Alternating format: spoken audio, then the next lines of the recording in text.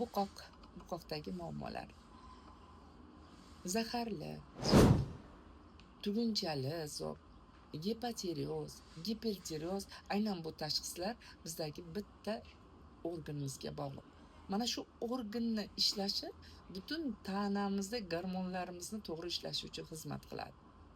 Aksariyat hollarda biz bu gormonlarni tashqaridan kimyoviy usulda olamiz. Eltraksin, eutrokes va uni dozalarini oshirib buni hal qilmoqchi bo'lamiz.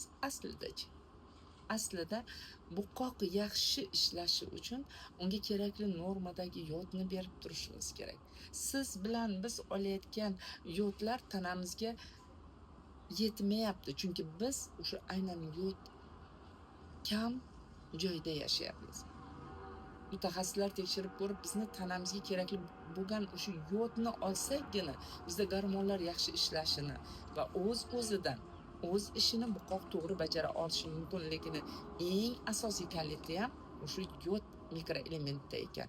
Agar siz buqoqda muammolar bilan qiynalayotgan bo'lsangiz, uni yechimini topa olmayotgan bo'lsangiz, bemalol Telegram kanalimda shapka profilda berilgan ma'lumotlardan foydalanishingiz yoki buqoq so'zini yozib men bilan to'laqonli konsultatsiya olishingiz mumkin.